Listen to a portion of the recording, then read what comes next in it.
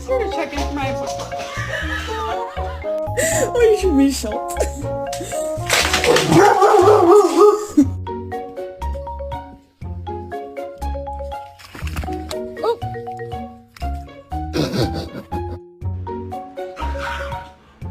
Lily? Back here, thief! You're under arrest for armed robbery.